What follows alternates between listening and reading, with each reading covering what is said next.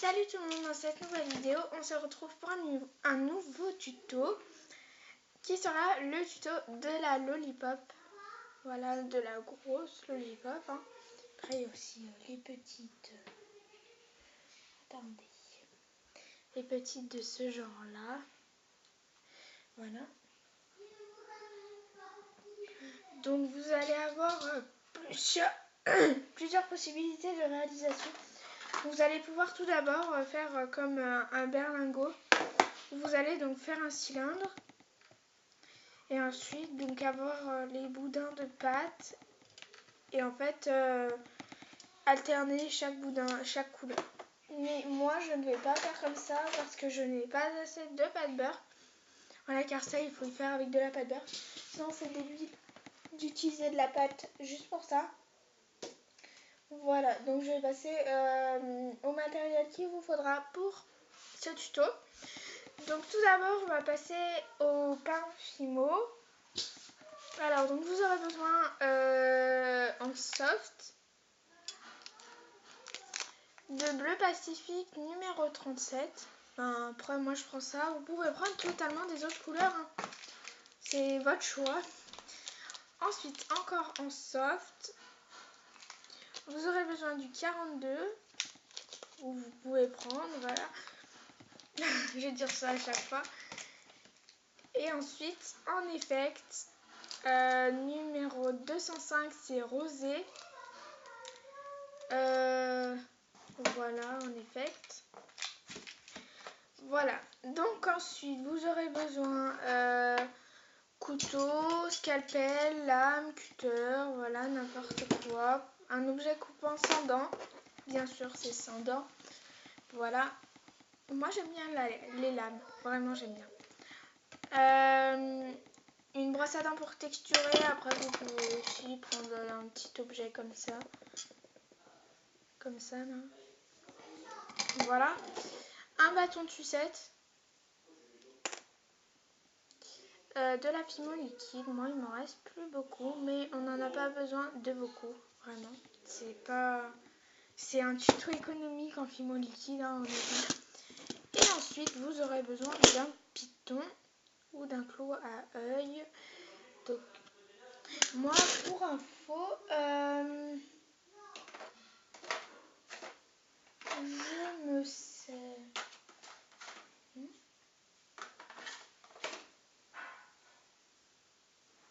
Voilà. J'ai un clou à œil que j'ai fabriqué. Voilà, mais il est trop grand, ce qui fait que du coup je m'en sers pour percer les trous et ensuite mettre mes pitons. Voilà, donc vous aurez besoin de ça. Donc vous allez faire des boules de chacune des couleurs, puis vous allez ensuite faire des boudins. Voilà, donc vous avez 3 couleurs, 3 boudins. Ensuite, vous allez assembler chaque couleur pour faire une tresse. Hop. Là, vous collez toutes les couleurs ensemble. Comme ça. Tu fais quoi, ton Margot? Margot? Qu'est-ce que tu fais? Vidéo. La Fimo? Vidéo. Ah, d'accord. Désolée. Hop. Voilà, donc vous tressez votre Fimo. Hop. Voilà, c'est super simple à tresser la Fimo, vraiment. Plus facile qu'une tresse. Hop. Voilà. Ça. Hop. Donc voilà, ça vous fait pas une très grande tresse. Donc ensuite, vous allez couper donc ici le bout et l'autre bout parce qu'il est moche, l'autre bout. Voilà. Donc, ce qui fait que vous récupérez un petit peu de pâte beurre. Voilà, donc vous allez décoller là où vous allez couper. Voilà. Tac, ça colle. Voilà, et vous allez couper. Hop. Donc voilà, il vous reste du bleu, du orange et du rose. Donc toutes ces couleurs là, tout ce que vous avez coupé, vous allez y mélanger. Faire une boule quoi. Et on se servira de ça pour faire le derrière, pour attacher le bâton. Voilà, donc y gardez bien. Vous pouvez également utiliser d'autres couleurs hein, sans problème. Vraiment, il n'y a pas de souci. Voilà. Hop, et donc vous gardez la boule de côté. Hop, donc vous avez votre tresse comme ça. Et vous allez venir la coller un peu. Coller les bras ensemble. Voilà. Et donc là, vous allez commencer à faire tourner, enfin, à faire un boudin de votre, avec votre tresse.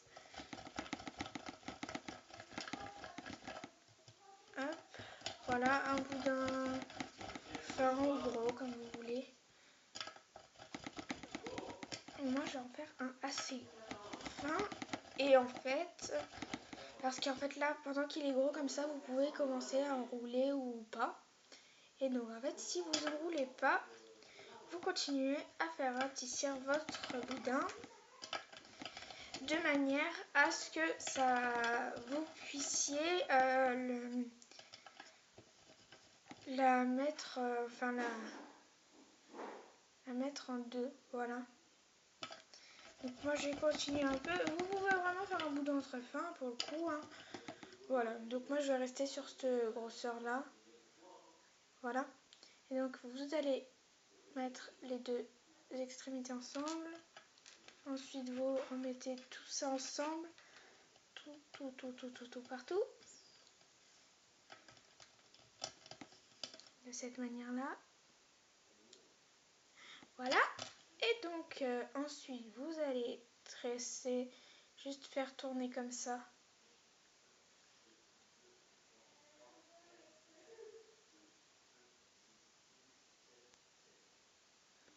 Voilà.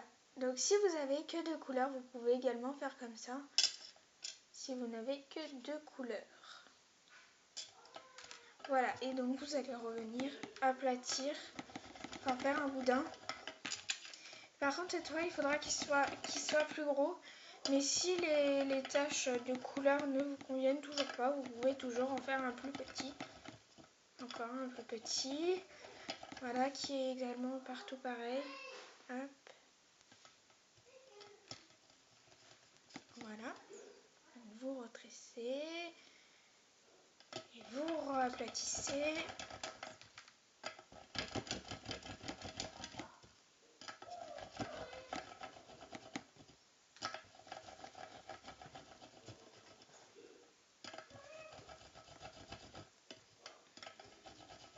Hop. Voilà, donc une fois que les panachures, si je peux dire que ça s'appelle comme ça, vous conviennent, vous allez faire une pointe au bout. Enfin, une pointe, voilà, une pointe, hein. Enfin une petite pointe. Et de l'autre côté aussi. Hop. Voilà, donc vous allez commencer ensuite à faire tourner votre lollipop. Voilà, et vous vous arrêtez à la grosseur que vous voulez. Voilà, moi je finis ma pâte. Hein. Hop. Voilà, donc comme vous pouvez le voir, j'ai fini ma pâte. Et ensuite, donc vous allez couper donc, dans un sens spécial pour en fait venir coller votre truc bien comme il faut. Alors, vous allez couper en fait dans le sens comme ça. Votre pâte qui est là. Oups, bah en fait je crois que c'était un peu dans l'autre sens. Donc c'est pas grave. Hop. Vu que je me suis trompée de sens, et ben j'ai refait tourner un peu ma pâte et du coup bah ça marche. Voilà, comme vous pouvez le voir, on voit pas du tout que j'ai fait retourner ma pâte. Voilà. Par la suite, vous allez choisir le côté que vous préférez, qui est le plus joli. Voilà, donc il y a celui-là et celui-là. Moi, je vais prendre celui-là. Voilà, parce que je trouve que c'est le plus joli, parce qu'il y a du rose. Voilà. Et donc ensuite, vous allez prendre votre bout de pâte que l'on a réservé. Vous allez réserver votre lollipop. Hop. Bah, vous allez récupérer la petite pointe que vous avez coupée là. fait je texture le derrière, pas le devant, parce que après j'ai pas envie de tout aplatir. Parce que le but de la lollipop, c'est quand même que ce soit bien volumineux, hein. Voilà. Pendant ce temps, vous pouvez également choisir l'emplacement de votre piton et de votre bâton. Voilà. Moi, je suis en train de réfléchir. De ce côté, je me disais, c'était pas le bon côté. Voilà. Ensuite, vous allez faire un boudin. Je vais vous montrer épais comment à peu près, hein, bien sûr. Vous pouvez faire plus fin, plus gros, comme vous voulez. Mais je vais vous montrer. Ça gigote dans tous les sens.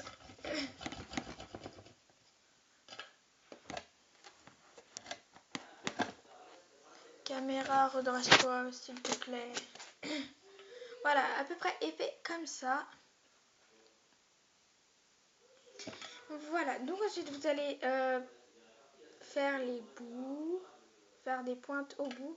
Voilà, vous pouvez soit y faire avec vos doigts, soit y faire en aplatissant. Voilà. Voilà. Ensuite, vous prenez derrière. Vous avez préalablement choisi l'emplacement de votre bâton. Moi, je mets le bâton sur la marque que l'on a coupée. Voilà, donc vous prenez l'envers, à l'endroit à l'envers, quoi. Vous prenez cette face-là de votre lollipop, celle qui va se voir en premier, quoi, pas le derrière. Donc la face la plus jolie. Ouais, ça c'est la face la plus moche et ça c'est la plus jolie. Enfin non, c'est l'inverse. Voilà, et donc vous allez coller un tout petit peu votre bâton, un tout petit peu, hein. Et vous allez retourner pour voir si la longueur de bâton vous convient. Si ça vous convient pas, vous pouvez décoller doucement et y rabaisser ou y mettre plus haut. C'est comme vous voulez. Donc moi, mon bâton me convient comme ça. Donc avant de se servir de notre boudin, on va prendre la l'affimo liquide et on va en mettre un petit peu sur tout le chemin du bâton. Car normalement, le bâton a creusé un petit trou. Petit, hein. Voilà. Hop. Donc comme vous pouvez le voir, j'ai mis un petit peu de fimo liquide. On voit ici. Voilà, et vous remettez votre bâton. Voilà, donc pour l'instant ça donne ça. C'est bien. Après vous pouvez laisser ça comme ça, avec le bâton comme ça, sans toucher. Vous pouvez sinon aussi mettre avec un petit truc derrière. Donc moi je vais faire comme ça, avec un petit truc derrière.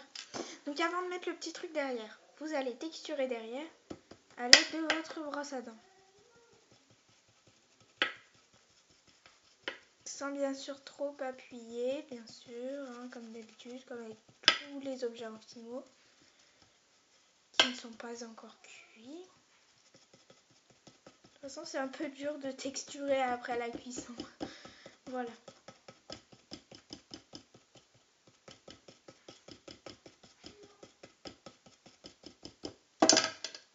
Voilà. Donc ça n'a pas trop aplati votre lollipop. Voilà, donc on voit pas trop. Ah si, on voit un peu. Et ça grésille un petit peu. Ah, je me disais qu'elle allait tomber. Ouais, votre bâton a des chances de tomber avant la cuisson, hein, vraiment. Ça a des chances de tomber quand même. Le derrière texturé et le devant pas texturé. Ouais, il n'y a pas de différence en fait, hein. On voit pas à la caméra en tout cas. Mais par contre, en vrai, on voit la différence. Ça, je vous le promets. Voilà, vous rebouchez votre fimo liquide. On va s'en resservir. Voilà. Alors, donc moi, je vais prendre exemple sur cette lollipop. Voilà, donc vous allez venir placer votre début de boudin par là à peu près. Voilà, pour qu'il passe sur le début de votre bâton. Voilà. Hop. Ensuite, à l'aide... Ah oui, mince, j'ai oublié de vous dire ça. À l'aide d'un outil-rond ou sans outil-rond, vous allez donc placer votre outil-rond ici, comme ça, pour faire tourner votre pâte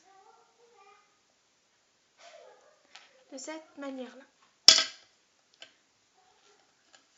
Donc, ce qui fait que vous avez un petit rond. Voilà. Un petit rond. Ensuite, donc, vous allez décoller cette pâte. Vous allez coller votre boucle, les deux anses de la boucle ensemble. Voilà, comme ceci. Voilà le devant et voilà le derrière. Devant, derrière. Voilà. Et sur le derrière, donc normalement, il y a encore la marque.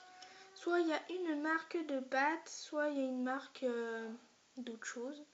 Voilà, moi j'ai une marque de pâte. Voilà. Donc, vous allez mettre un tout petit peu de Fimo liquide sur la marque, si la Fimo veut bien glisser.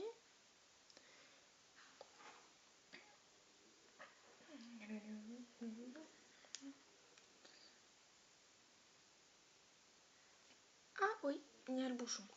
Oh, je suis une boulette. Pas possible. Voilà. Donc, vous mettez un point de Fimo liquide, hein, un tout petit point. Voilà, et vous mettez la anse dans le bon sens. Voilà, donc ensuite on va refaire ça une deuxième fois. Alors donc pour coller là les deux bouts ensemble, vous allez utiliser deux outils de préférence pareil pour coller le bout ici ensemble pour que ça fasse, on dirait qu'il y a un bout quoi. Pour que là les deux anses se rejoignent vraiment. Voilà. Donc après vous allez peut-être souder ici là où il y a la boucle.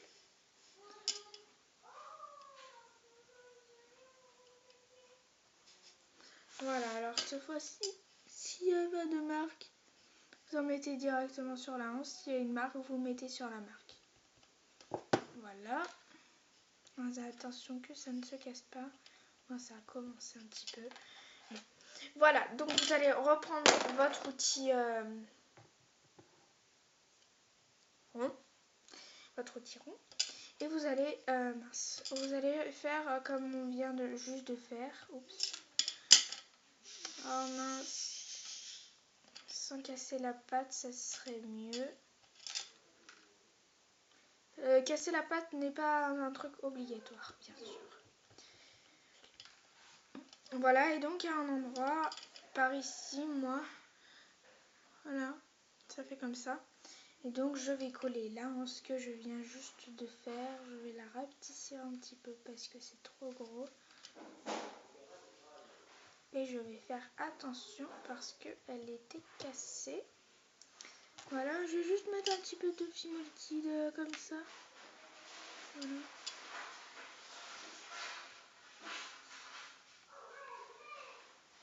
Voilà. Hop.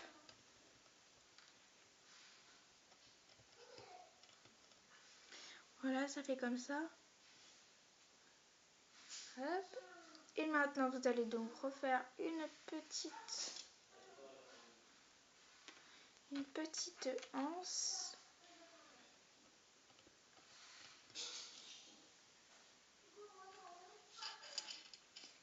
Qui va repartir comme ça. Voilà, donc ici on tourne et on fait une petite anse et la pâte revient vers le haut. Voilà, donc ensuite vous allez couper. Sans gaffe à votre lollipop.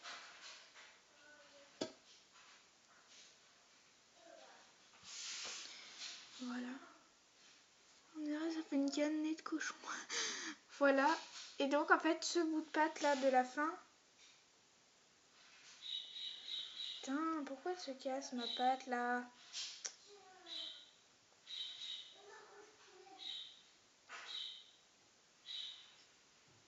Voilà. Et donc en fait normalement vous avez un petit peu appuyé, vous avez fait une marque.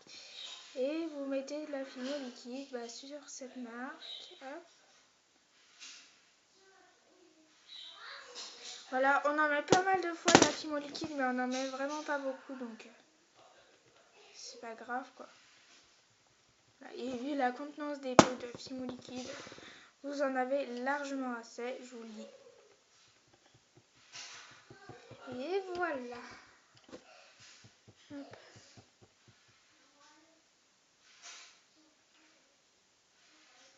Hop.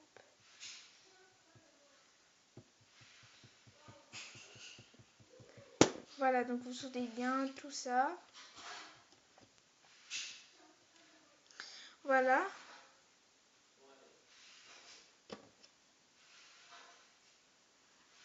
Voilà, donc on a bientôt fini. Pour finir, alors vous allez prendre votre clou à œil ou un bout de fil de fer, n'importe. Donc la pâte que vous avez utilisée pour faire le boudin, c'est bon. Vous pouvez l'envoyer dans la pâte beurre. Hop. La lame, vous n'en avez plus besoin. Et donc vous allez prendre donc, le piton. Et vous pouvez déjà enfiler le piton ou vous allez vous aider d'un clou à œil. Ce que je vais faire, c'est un clou à œil que j'ai fait moi-même. C'est pour ça qu'il n'est pas très très beau. Comme vous pouvez le voir, il est un peu tordu. Voilà, et vous allez percer un petit trou. Pas trop profond.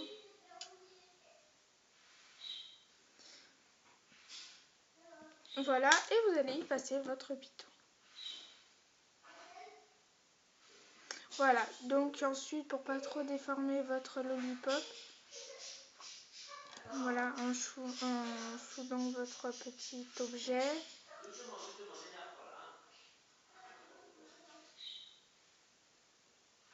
Voilà, vous pouvez vous aider d'outils divers. Hop. Oups, c'est un petit peu tordu, mais c'est pas très grave. On va dire que c'est pas grave. Hein. Et voilà, donc voilà, la lollipop est finie. Par la suite, vous pouvez mettre... Attendez. Vous pouvez mettre un petit nœud. Voilà. Petit nœud comme ça. Par exemple, là, vous pouvez mettre autre chose. Vous pouvez mettre un nœud, vous pouvez mettre une pointe de chantilly. Vous pouvez mettre... vous avez également à disposition de la poudre de velours.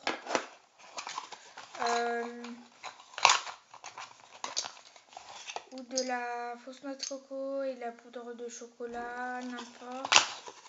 Je vous ai pas bien montré la poudre de chocolat, voilà. Vous choisissez ce que vous voulez. Voilà. Donc, voilà. Et vous pouvez également mettre des strass, des cannes de fimo, des cannes fimo. Oups, c'est pas ça. Des cannes fimo, des breloques.